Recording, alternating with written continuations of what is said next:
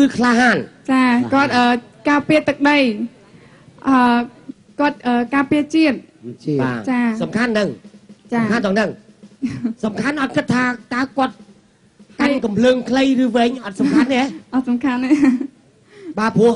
នៅចិត្តផ្ទះខ្ញុំណាខំទៅរៀននៅវៀតណាមបាទ4ឆ្នាំមកបានកំភ្លើងទូចមួយហ្នឹងមិនចឹងបានទូចវាបាយនេះកំភ្លើងរៀន4ឆ្នាំទៅវៀតណាមបាន4ឆ្នាំបានកំភ្លើងទូចមួយកំភ្លើងប្រាហាបាទប្រាហាទៅហើយម្នាក់ទៀតទឹមចូលបានម្សិលមួយថ្ងៃបានកំភ្លើងវែងតែគាត់ខឹងគោគាត់អញឲ្យលុយឯងទាំងបនទាំងម៉ឺនទាំងនៀនទៅហ៊ានសោតរាប់ឆ្នាំអាចភ្លើងទូចមួយអាគេទៅចូលសមិញអាចភ្លើងវែងអត់ដឹងថាទូចមានជាការណាអាវែងកូនចៅគេដែរបាទអញ្ចឹងសំខាន់លើក្មួយសំខាន់លើទឹកចិត្តចេះការពារជាតិហើយសំខាន់ថាការប្តីរបស់យើងនឹងចេះប្រើកំភ្លើងវែងឬខ្លីយើងស្រឡាញ់មួយណាមិនក៏បានដែរមិនក៏បានយកវែងក៏បានខ្លីក៏បានបាទឥឡូវចេះខ្ញុំឆ្លើយជំនួសមួយទៅកន្លែងហ្នឹងនោះបាទគេចង់ឆ្លើយថាអាវែងអាខ្លីអត់សំខាន់ទេសំខាន់ឲ្យតែបកែបាញ់បាទប្រកាសទេបាទចាពិតប្រកបមែនហ្នឹងទៅដែរខ្ញុំឆ្លើយទៅដែរបាទឥឡូវខាងប្រុសអាចហើយតែងខ្លួនឲ្យស្អាតនៅតែងច្រើនពេកពិបាកប្តីទៅវិញទេមិញមហូបឆ្ងាញ់ឲ្យធ្វើប្តីស្រឡាញ់មិនឆ្ងាញ់ឲ្យដេកលក់បាត់បានអីស្រឡាញ់ឆ្អែតទៅទៀតបន្តទៀតសួរខាងប្រុសមើលហើយទៅអស់ទៅខាងប្រុសម្ដងហេចុះទៅខាងស្រីអស់ទៅអស់ចិត្តទៅអស់ហើយបងសួរខាងប្រុសម្ដងណាបងសួរតោះបាទសួរខាងប្រុសម្ដងបាទតើធ្វើម៉េចដើម្បីឲ្យណែស្វាមីភរិយាស្រឡាញ់កាន់តែច្រើនជាងមុនកាន់តែច្រើនជាងមុនហេខាងប្រុសសុំសួរផ្សាយតិចទៀតបងខ្ញុំឆ្លើយតាមតិចទៀតឆ្លើយទៀតក៏បានតោះចេះបារម្ភសុខទុក្ខប្តីសួរពីរឿងជំងឺឈឺថ្កាត់ចេះបារម្ភគ្នាប្តីមកដល់ផ្ទះហើយសួរច្រើនពេកខាតពេលជួនកាលរួចរាល់ហើយសួរទៀតក៏បានបាទណាឥឡូវមិញសំណួរមិញនេះណាឆ្លើយបាទខាងប្រុសបាទខាងប្រុសឆ្លើយតែបើខាងស្រីមិញស្ដាយក្បាលមីក្រូហ្វូនលោកគណៈកម្មការបាទលោកទៅមកវិញមិញខ្ញុំភ័យជានោះបាទឥឡូវសូមជម្រាបបងប្អូនណាសំណួរក៏ដែរទេតើគួរធ្វើបែបណាដើម្បីឲ្យភរិយារបស់ខ្លួនមានអារម្មណ៍ស្រឡាញ់កាន់តែច្រើនជាងមុនបាទដើម្បីឲ្យថាប្រពន្ធស្រឡាញ់យើងខ្លាំងយើងត្រូវទៅណាចេញទៅផ្ទះចេញឆ្ងាយពីផ្ទះយើងត្រូវប្រាប់ប្រពន្ធហើយនឹងចេះគោរពប្រពន្ធទៅមកប្តីគោរពប្រពន្ធគោរពប្តីហើយចេះសួរសុខទុក្ខប្រពន្ធឈឺស្កាត់រឿងអីមានអីត្រូវប្រាប់គ្នាទៅវិញទៅមកអត់ដៃជូនបងមួយសម្រាប់ចម្លើយនេះល្អមែនទេបាទចម្លើយនេះគឺថាពិតជាត្រឹមត្រូវហើយធ្វើធម្មតាទេមុនធ្វើដំណើរទៅណាត្រូវប្រាប់ដំណឹងមុនបាទអរគុណណាដោយបងប្អូនប្រុសបានឆ្លើយសំណួរបំបញ្ញនេះគឺថាមានលក្ខណៈប្រពៃមុនទៅណាមកណាគឺប្រាប់ដំណឹងគេមុនហើយបើចង់ទៅណាប្រាប់គេមុនហើយបើយើងទៅឆ្ងាយអាចទូរស័ព្ទសួរទុកគេផងបាទអរគុណបាទអរគុណបាទឈានចូលមកដល់គូទី7បាទលោកសនភក្តីបាទនៅកងអង្គរៈសម្ដេចតេជោបាទជាមួយនឹងកញ្ញាសវណ្ណលីនដាបាទចាគូទាំងពីរនេះគឺថាស័ក្តិសមនឹងគ្នាណាស់ចាប៉ុន្តែកូនស្រីបើកុំមកស្លៀកសពុតវែងទេបើស្លៀកសពុតខ្លីវិញគឺជើងដូចកដៀវវាច់ហើយពោះណាស់តែស្អាតស័ក្តិសមជាស្រីខ្មែរឯកូនប្រុសវិញក៏ស័ក្តិសមជាកងទ័ពបម្រើជាតិគឺល្អណាស់គឺគូទាំងពីរនេះស័ក្តិសមគ្នាណាស់ឥឡូវសូមលោកគណៈកម្មការខាងនាយស្វាត់បាទខ្ញុំបាទក៏សូមបន្ថែមពីមតិសំអឿនគូទាំងពីរគឺស័ក្តិសមគ្នាតែគ្រាន់ថាខាងប្រុសគុំយ៉ាងម៉េចគឺយើងមិនដឹងទេណាគុំយ៉ាងម៉េចគឺ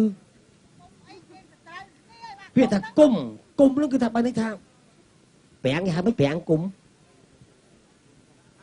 គួចចេះគួចប្រាំងមានថាម៉េចថាយើងនឹងតើ bà cùi sờ lạnh bà cùi sờ lạnh tại phương mệnh đấy bàn chỉ đá đại cùiยังให้ก็មានភាពថារអុករអឿនជាលក្ខណៈស្វល់សិល្បៈនឹងកងទ័ពចឹងទៅបាទឥឡូវគឺថាគូទាំងពីរបានស័ក្តិសមនឹងដើរតាមប្រពៃណីខ្មែរតើអ្នកយល់ឃើញយ៉ាងណាខាងស្រីឆ្លើយតើអ្នកយល់ឃើញយ៉ាងណាដែរបានជាសម្រាប់ចិត្តជ្រើសរើសយកស្វាមីជាកងទ័ពណាស្រីចាចម្លើយនេះខ្ញុំសូមឆ្លើយថាព្រោះអីខ្ញុំឆ្លាញ់គាត់ហើយយ៉ាងគាត់ជាអ្នកការពារទឹកដីខ្មែរយើងអញ្ចឹងគាត់ជាបរិសក្លាហានម្នាក់ចាអញ្ចឹងសម្រាប់មកគឺខ្ញុំឆ្លាញ់គាត់ចឹងម្ដងពុននឹងពេលប្តីសម្រានត្រូវរៀបចំអ្វីណាទុកដាក់អីខ្លះដាក់គោឲ្យទៅដាក់ទៅដល់គោមកវិញអានោះដីវិញលក់អានោះអត់ដីសតឈប់ដីបដ ơi បានមកអត់ទៅពីកំប៉ុងគ្រប់ទងជាតិទីបាទគឺនិយាយចឹងគឺថាដើម្បីត្រៀមលក្ខណៈហើយហ្នឹងយើងថាយើងគឺជារូបខ្ញុំចាប់ដីរបស់ចឹងត្រូវខ្ញុំតន់សួរណាមិញអីខ្ញុំរៀបរាប់ជំនួសហើយនឹងឆ្លើយឡើងវិញហើយជំនួសឧត្តមភរិយារបស់ខ្ញុំជំនួសហេ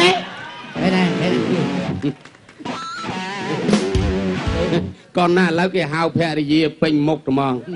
còn là phè mình tên đấy anh cái vô mau một cái vi mục sai tê bà nó chúng ta này và ta nhưng ta ưu tiên ho bà nhom đây bà trời ơi trời và hàng lục pu mấy ban su tha ta dương chia stray group liệt đây chia propon group liệt bọc đây môn nâng vừa vay đập rất vừa vay khá đầm bấy ôi môn đấy sầm ràn bà dương chia propon group liệt dương trời rịp trong bó đây pra rối rịp trong mơ bó nơi trung bình tia rịp trong bài tức rồi có đây mau bị phơi ca hot on cầm láng trời sụp ở đây tha ông pi ca nghe ở đây ban phơi nâng miên vừa vậy khá nâng thà ca nghe nâng chăm con vừa xa chăm rồi có bà rồi ấy bây giờ bộ những trời sụp sọc tục đây ông pi sọc phiệp bọc đây ta sọc phiệp bọc đây nâng miên lọ sư từ hồi ọt cho cái miếng thà sao có phiền đứng lo mình lo thấy ca nghe đứng vừa tới ban lo rồi có tới một cọp đôi con thò rồi có con thò vừa thà ca nghe dương tới một cọp đôi sao cho thò bên bờ bờ tờ lư ông bơ đai khó skong đôi thôi sòng cung sọc bướm về nhái vậy là môn sao mày ăn sáng tại đòi nào thì đấy bà ở quânបាទអរគុណបាទអរគុណឥឡូវចូលដល់គូទី6បាទលោកហឹមម៉ាក់លីបាទនៅកងអង្គរៈសម្ដេចតេជោជើងទឹកបាទចាជាមួយនឹងកញ្ញាសេងសុលីដាហៅស្បៃវែងព្រោះថានេះក៏លមៀលក្រូចដែរប៉ុន្តែលមៀលពីខាងស្រីមកខាងប្រុសបាទគូនេះឃើញថាមៀលក្រូចនេះទៅជាប្រមៀលតបែកវិញបាទផ្នែកបរោះឃើញថាជ្រោយជ្រែងគឺថាត្រៀមលក្ខណៈសម្បត្តិចាំទទួលជានិច្ចតែខាងស្រីវែងពេកបរោះនេះទៅហួសមកឆ្ងាយវាឆ្ងាយដើរការបង្ហាញមកដើរមិញវាហួសទៅហួសមកនេះអត់ហួសទេគេដាក់តំណប់ជង្គង់លូនហើយมันអាចហួសទេបាទហើយខ្ញុំសូមកាត់ថាគូទាំងពីរស័ក្តិសមប្រហាក់ប្រហែលគ្នាកម្ពស់ហើយសម្រស់ក៏មិនចាញ់គ្នាមួយស្អីក៏ស្អីខ្ពស់ជាងនេះដោះកែមើលតើគួរធ្វើបែបណាដើម្បីឲ្យស្វាមីរបស់ខ្លួនមានអារម្មណ៍កាន់តែស្រឡាញ់ជាងមុនឆ្លើយចានាងខ្ញុំក្នុងនាមនាងខ្ញុំជាភរិយាដ៏ល្អនាងខ្ញុំជាដំបងនាងខ្ញុំរៀបចំផ្ទះឲ្យស្អាតមើលថែកូនឲ្យបានល្អហើយរៀបចំទុកដាក់ផ្ទះសម្បែងហើយធ្វើម្ហូបឲ្យឆ្ងាញ់ដាច់នឹងតែបន7ថ្ងៃហើយទេមិនទុកថ្លើមមកហែលទឹកឥឡូវសូសំណួរបេក្ខជនទី5ហ៎ចាបាទក្នុងនាមជាស្ត្រីគ្រប់លក្ខ កុំអត់លាក់នៅណាខ្លះក្នុងនាមជាស្ត្រីគ្រប់លក្ខតើគួររៀបចំទុកដាក់អ្វីខ្លះនៅពេលស្វាមីសម្រានថាដេកចោះនឹងសាមញ្ញគេចម្លើយភ្លាមចាក់មិញលឺមកអាចឆ្លើយទាំងស្រីទាំងប្រុសបានឆ្លើយចាក្នុងនាមជាស្ត្រីមេផ្ទះក៏ដូចជាភរិយាដ៏ល្អសម្រាប់ស្វាមីមុននឹងស្វាមីសម្រានលក់អញ្ចឹងនាងខ្ញុំត្រូវរៀបចំកិច្ចការផ្ទះឲ្យល្អទុកដាក់ពេលសុំកាត់ចុះអាពេលប្តីតដេកមិនក៏មិនរៀបប្តីចិត្តប្តីមើលថែប្តីសិនអាប្តីពងដេកលក់ឲ្យទៅរៀបក្ដុងក្ដាំងមិនភញាក់ទេអានេះមួយយ៉ាងដែរខ្លាចប្តីមិនព្រមភញាក់តាន់ពេលវេលាជួនកាលទៅបើកទូទោសលេងចឹងទៅឲ្យទូនឹងរំខានតិចទៅហើយបាទសុំឆ្លើយបាទសុំឆ្លើយបន្តចារៀបចំរបស់ប្តីនឹងទុកដាក់ស្រួលរបស់ប្តីនឹងស្អីខ្លះតើខាងប្តីនឹងអត់ចេះទុករបស់ខ្លួនឯងឬមួយក៏ខាងស្រីនឹងរៀបចំឲ្យរបស់នឹងដូចជាកណ្ដុងកំភ្លើងយើងត្រូវជូតឲ្យស្អាតខាងស្រីយ៉ាងស្រីអូយធ្លាប់យ៉យឯងចឹងហ៎ប្តីបលីនឹងជូតចឹងហ៎យ៉យទុកអារឿងមាសពេជ្រឯងមិនសូវទុកទេទុកសំខាន់អាកណ្ដុងខ្លាចណែទៅកាត់បាញ់ទៅវាអាចស្ទីកណ្ដុងបើសិនកណ្ដុងវាក៏បាញ់ខុសដែរសំខាន់ណាស់ហ្នឹងបាទឥឡូវខ្ញុំសងជំរាបឡើងទៀតមិញចម្លើយមិញខុសហើយណាក្នុងនាមជាស្ត្រីគ្រប់លក្ខបាទតើគួររៀបចំទុកដាក់អ្វីខ្លះនៅមុនពេលស្វាមីសម្រានមុនពេលចូលស្វាមីសម្រានចាមុនពេលដែលប្តីសម្រានគឺនឹងខ្ញុំរៀបចំបាយទឹកឲ្យគាត់ពិសាចាហើយរៀបចំឲ្យវាយវ៉ាន់ដែលគាត់ធ្វើការមកគាត់ហត់អញ្ចឹងឲ្យគាត់ទៅងូតទឹកងូតអីឲ្យស្អាតហើយពិសាបាយចាហើយ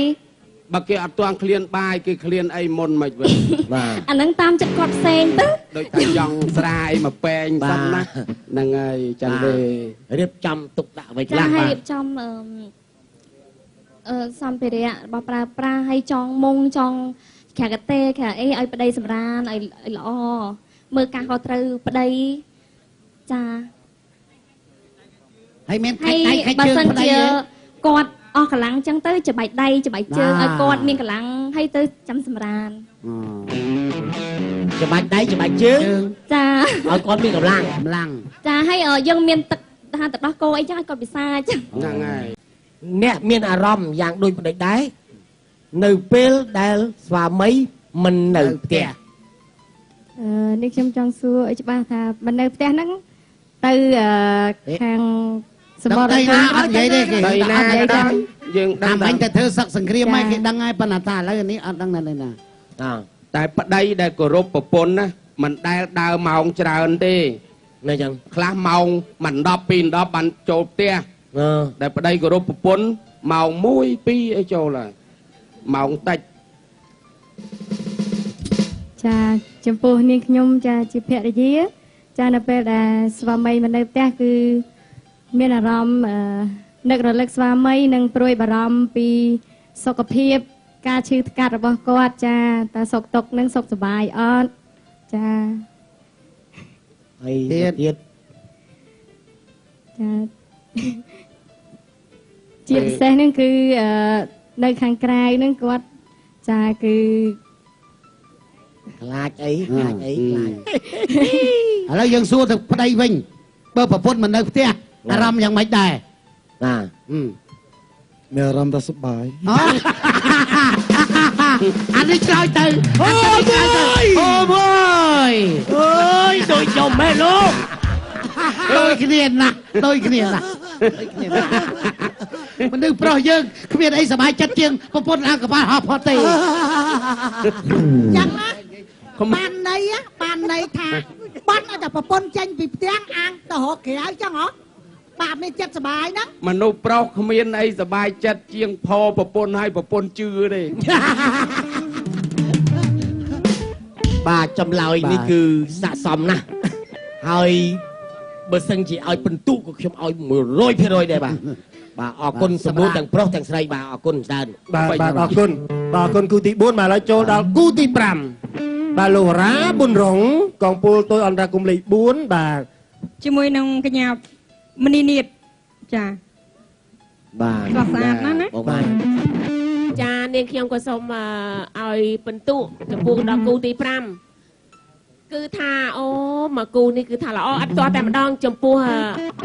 ខាងស្រីវិញគឺសមឥតខ្ចោះតែម្ដងតែបើចំពោះអន្តិតខាងប្រុសកូននេះវាយមិនរើសមុខទេលោកអើយហេងសើយអឿនក៏មិនលើកលែងដែរតាហ៊ានអញ្ចឹងតាហ៊ាន ចាតាហ៊ានគឺគេត្រូវអញ្ចឹង តែវាយអញ្ចឹង វាយប្រចាំទិស បាទ វាយគ្រប់ទិសតែម្ដងមិនថាខាងកើតខាងលិចខាងឆ្វេងខាងស្ដាំទេតែណាគេផុតក៏ផុតតែណាកិច្ចមិនផុតគឺត្រូវហើយ សំខាន់លើដាច់ទេដាច់ទេចំណាស់ណាចំណាស់ហ្នឹងសូម្បីតាយើងឯងថាយើងឯងយាយណាសូម្បីតែខ្ញុំវិរៈសេនីណា ហ្នឹងហើយ ដាច់ហ៎បើខ្ញុំដាច់ហ៎ខ្ញុំវាយហើយវាយសិន ហ្នឹងហើយ បាទ ស្រឡាញ់ចង់នៅចិត្តមិនចង់ឃ្លាត មានក្តៅខ្លួនខ្លះក្តៅខ្លួនទេ ក្តៅខ្លះដែរ តែដៃមួយខ្ញុំចង់បានរឿងក្តៅខ្លួនហ្នឹងតែសំណួររបស់ខ្ញុំហ្នឹង มันក្តៅខ្លួនមិនបើមកពីឆ្ងាយ តែ ដើរកាត់ថ្ងៃ បាទអរគុណ បាទ គូទី4 បាទបាទអរគុណដល់គូទី3បាទចូលកន្លែងដើមមកសូមជើញគូទី4បាទលោកសុំពិសីបាទនៅកងពលទុយអន្តរកម្មលេខ4បាទជាមួយនឹងកញ្ញាឈួនស្រីម៉ៅ បាទគូទី4ខ្ញុំឲ្យបន្ទូដូចតទៅផ្នែកខាងបរោះឃើញថារៀងសង្ហាសាច់មាំមួនមិនមានជំងឺនៅក្នុងខ្លួនក៏ប៉ុន្តែខាងស្រីដើមបាញ់មិញដោយកើតពឹសអាចកុកបាទបើសិនជាខ្យល់ព្យុះមកអាចប៉ើងទៅលើចុងកគីបានខ្ញុំគណៈកម្មការបន្ត បាទសូមអាកា ចា ស សំ ថា ទោសពូថ្ងៃមិញតែខ្ចីលុយខ្ញុំ5000ដែរ ស្អែកសងវិញបាញ់មេឲ្យហើយ បាទហើយយោងទៅតាមគូទាំងពីរនេះគូមួយគូនេះដើរមកបាញ់នេះគឺខាងប្រុសគោល្អខាងស្រីហ្នឹងបើរៀបរាប់ទៅជួនបានឆៃខ្ញុំហ្នឹងហើយនឹងគូសាខ្ញុំហ្នឹងដូចថាអ្នកម្ដងនេះសម្បើមណា ដឹងមានអ្នកម្ដងស្អី តែរឿងកណៈដងលេខតុងទីនអី ឈួនសវណ្ណឆាយឯណែអ៊ូប៊ុនរ៉ាត់ ហើយ ជីតាដូចគ្នាសោះ អ្នកតំណងស្អិតល្មួតអាសាទៅកាត់កញ្ចក់អ៊ុតសក់អីជាមួយគ្នាស្រីម៉ៅបានដើរល្អហើយរៀងធាត់សលូនបាទ ងាប់ហើយធាត់សលូនមើលធាត់ ទីបាយណាបងថ្ងៃ ដល់ទីបាយ រៀងទៀបស្រឡះ ទីបាយឯង ទីបាយតែវិញនោះ អូ បាទឥឡូវសុំសំណួរលោកពូម៉ាញបាទ បាទសំណួរទី4ណា ទីម៉ាន បាទទី4បាទលោកពូបាទទី4 គូទី4អត់ឃើញអត់គេលុបចោលបាត់ហើយនេះយកនេះទៅ នេះហ៎ បាទ តើអ្នកមានអារម្មណ៍យ៉ាងដូចម្ដេចនៅពេលដែលស្វាមីមិននៅផ្ទះប៉ុណ្ណឹង មិននៅផ្ទះហ្នឹងមិនសំខាន់ថាទៅសវភូមិទេណា ជួនកាលទៅខារ៉ាអូខេ បាទ ទៅរៀនអក្សរទៅអានអក្សរ ដងទៀតសុំដងទៀតណា នៅពេលដែលយើងមកពីធ្វើសង្គ្រាមវិញយើងគូស៊ូពីសុខទុក្ខប្រពន្ធឬស៊ូពីបញ្ហាសុខភាពរបស់ប្រពន្ធឬប្រពន្ធកូនហើយនឹងសម្ដែងនឹងការនឹកស្រឡាញ់ សម្ដែងយ៉ាងម៉េច ណា ដូចជា ទឹកមុខឬមួយក៏តម្លើងរឹកអីមួយ ដូចជាទឹកមុខផងតម្លើងរឹកផង អីតម្លើងរឹកទៀត ឥឡូវឈប់ចាប់អារម្មណ៍នេះអីគូនេះអីមកទៅមកវិញតែឥឡូវធ្វើមកពីនោះដើរពីនោះមកហើយនិយាយមកទៅយើងមកពីសមរភូមិគេនៅផ្ទះអញ្ចឹងចង់ដឹងអាចុងក្រួយសំដែងរឹកធ្វើម៉េចមកហ្នឹងហើយមកដើរមកពីហើយយើងមកសម្ដែងរឹកម៉េច អូ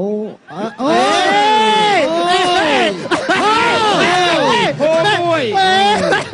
នេះเอาไปไหนนะ រឹតមែន សំដែងរឹតត្រូវតែអោបហ្នឹងហើយព្រោះអោបរឹតហ្នឹងឯងបាទប៉ិនចេះតែមកក្បាច់មិញហ្នឹងបងដងតដក 20% ហ្នឹងបានរឹតបាទ 20% អាមកសើមិញហ្នឹងណាបាទបើកុំមានបងមិនបានសំដែងរឹតណាបាទ 20% អានិយាយគ្នាហើយបាទឥឡូវសុំសួរចម្លើយក្រៅផ្លូវការសួរផ្នែកយុវជនយើង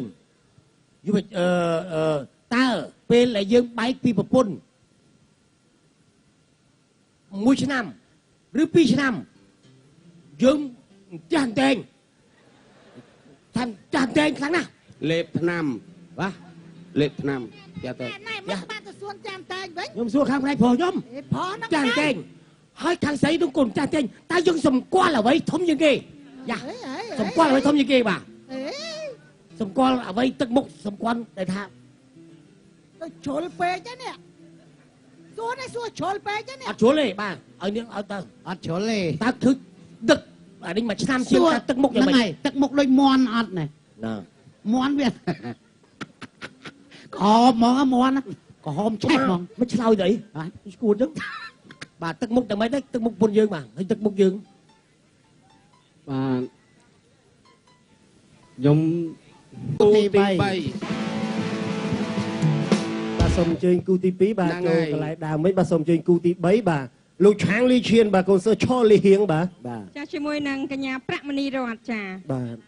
សូមអញ្ជើញត្រៀមគូនេះបើមិនជាប់ក៏គេនៅមានភ័ព្វសំណាងដែរមិនបាទប្រាក់ពីមុខទៅហើយដែលអត់លុយ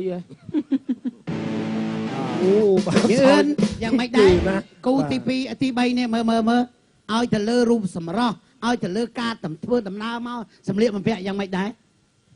សម្លៀកបំពាក់របៀបរបបជាស្ត្រីខ្មែរដ៏ពិតប្រាកដឯចំណែកខាងប្អូនប្រុសក៏កងទ័ពក្លាហានមោះមុតគឺថាស័ក្តិសមនឹងរូបរាងហើយកម្ពស់កំពស់ល្មៀលកពេញរាជតែជាមែនល្មៀលខូចវិញទៀតនេះបាទខ្ញុំបាទក៏សុំចានេះមានយោបល់ច្រើនជាងគេមែនថែមតើធ្វើមើលគណៈកម្មការតាវាមួយហើយនេះដៅកាហាយដែរតើលេងទៅទៀតតើលេងទៅទៀតតើអូនិយាយអីអត់បានទៅទៀតទៅអញរើគណៈកម្មការថ្មីទៀតនេះកាហាយដែរតើបាទហើយរូបរាងសម្ផស្សខាងប្រុសក៏ស្អាតម្យ៉ាងខាងស្រីក៏ស្អាតម្យ៉ាងនិយាយថាមិនត្រូវយកធ្វើម៉ែក្មេងឯងហើយខាងស្រីនេះឈ្មោះអីវិញ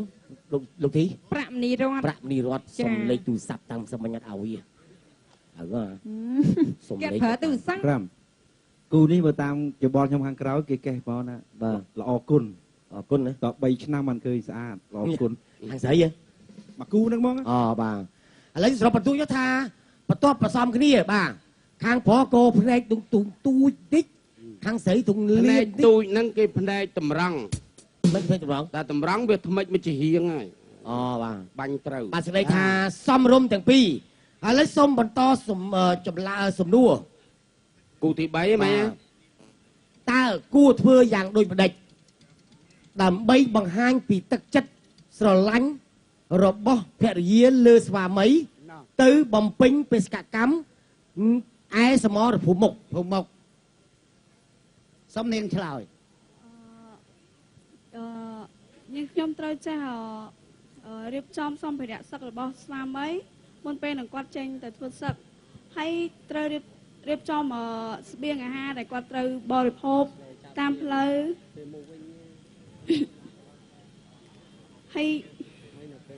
ហើយនៅពេលមកវិញត្រូវចេះរៀបចំនៅប្រដាប់ប្រដារបស់ប្រដាប់ប្រដាហ្នឹងស្អីគេប្រដាប់ប្រដាត្រូវឆែកមើលប្រដាប់ហ្នឹងច្រើនណាស់បាទត្រូវឆែកមើលប្រដាប់ប្រដាតើប្តីចេញទៅបាញ់ប្រមាណគ្រាប់អត់ទេគ្រាន់ត្រូវបំពេញគ្រាប់ទុកពេលទៅវិញឲ្យមានគ្រាប់បាទមិនដែរខ្ញុំសុំឆ្លើយម្ដងទៀតឆ្លើយម្ដងទៀតបើគ្រាប់ស្អុយប្លាំបាល់ហាលគ្រាប់មើលត្រីងៀតមិនទេបាទសុំឆ្លើយនៅពេលស្វាមីមកត្រឡប់មកពីធ្វើសឹកវិញយើងត្រូវសួរសុខទុក្ខរបស់គាត់ត្រូវរៀបចំប្រដាប់ប្រដារបស់គាត់ដែលមកពីធ្វើសឹកយកទុកដាក់ឲ្យស្រួលបួលត្រូវរៀបចំម្ហូបអាហារដើម្បីទៅឲ្យគាត់បរិភោគបាទ ចាអស់ បាទសូមបញ្ជាក់តិចដែរបើសូមអភ័យទោសបាទដោយសារគណៈកម្មការបាទប្រមាណរូបបាទគាត់ចាប់អារម្មណ៍លើយុទ្ធជនបាទគាត់សួរតែខាងស្រីបាទខ្ញុំសួរទៀតហើយបាទយើងសួរបងយុទ្ធជនមិនក៏ខ្សឹបកណ្ដាលបាទបងឈ្នះអូនឯងយល់តែពាក់កណ្ដាលបានហើយណាខ្សឹបចឹងបាទឥឡូវសួរយុទ្ធជនម្ដងសួរយុទ្ធជនបងសំណួរដដែលតើគួរធ្វើយ៉ាងដូចម្ដេចដើម្បីបង្ហាញពីទឹកចិត្តស្រឡាញ់របស់ភរិយានិយាយភរិយាលុបស្វាមីចឹងភរិយាទៅនៅផ្ទះគណៈកម្មការខំនិយាយទៅមិនថាចង់បានអីច្រើនឥឡូវខ្ញុំសុំតិចព្រោះខ្ញុំអ្នកនៅខាងក្រោយខ្ញុំជួយមើលមកខ្ញុំមិនមែនគណៈកម្មការសុំទោសណាណែនាងសុំទោសមុនប្តីមកនាងមួយទឹកសម្អាតកាយាមកចោលប៉ុណ្ណឹងចាំទទួលប្តីហើយរឿងសម្អាតរបស់គេទៅប៉ុន្តែបើសិនជាខ្ញុំខាងក្រៅឯងមិនគណៈកម្មការបើសិនជាខាងភរិយានឹងគាត់ថាសម្របតាមចង់ការចង់បានអញ្ចឹងចង់សួរខាងប្តីចង់បានអីវិញដែរចង់បានអីខ្លះបាទយ៉ាខាងភរិយាគេថាឲ្យប្តីចង់បានអីគឺបាននងណាហើយយើងចង់បានអីគេមុនគេចោះអូន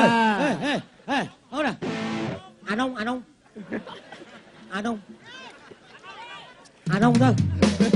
អានងអើយបាទគឺចង់បានមកដំបូងគឺបាយទឹកបានហើយហូបបាយហូបទឹកហើយមួយទឹកអីហើយរៀបចំមើលហ្នឹងមើលស្អីនឹងសំខាន់គឺចង់បានដូចបងក្រឹមថាម៉េចខ្ញុំយកចឹងដែរអូមួយចាដៃអូយតែគេចង់មើលហ្នឹងតើបែបចង់មើលទូទោះសខ្មៅទៅប្រហែលខែមកវិញអាណាឲ្យបែកឲ្យក្រង់អស់លីបាទឥឡូវនេះចម្លើយដែលអ្នកនាងឆ្លើយមិញនេះពួកបងស្រីឆ្លើយមិញនេះគឺថាដាក់កម្មការទាំងអស់មិនទាន់ឲ្យបន្ទុកទេមិនទាន់ឲ្យបន្ទុកទេយល់តែមិនដែរឆ្លើយត្រូវអត់នៅគេនៅបានគេឆ្លើយហ្នឹងសំណួរហ្នឹងវាដូចថាវាមានចំណាត់ថ្នាក់ហើយបាទបាច់សេះពេលវាបត់ជើងតូចមានត្រឯណាមនុស្សត្រ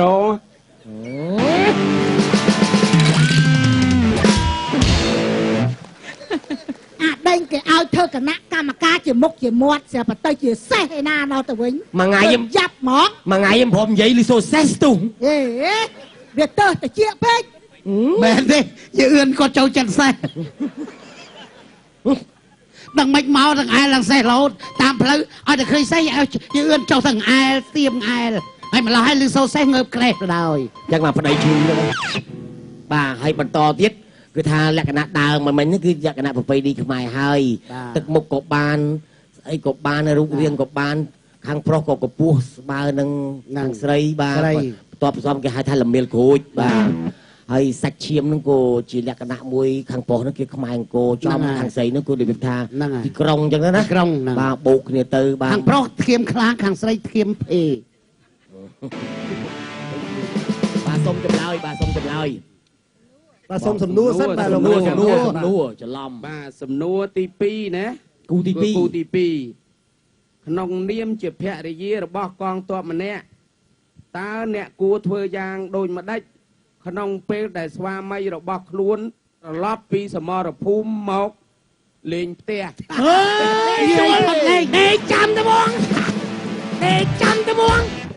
ដេកចាំត្មងណែបើដេកចាំអញ្ចឹងឲ្យប្តីមិនមានបាយហូបបាយហូបដេកចាំហ្នឹងបានន័យតែម៉េចហ្នឹងដេកចាំប្តីអូយ៉ាប់ណាស់អូយចុះបើប្តីតែមុនមកគេទេប្រាប់អូនណាស្អែកទៅដល់ម៉ោងនេះម៉ោងនោះមិនបើកទ្វារចាំ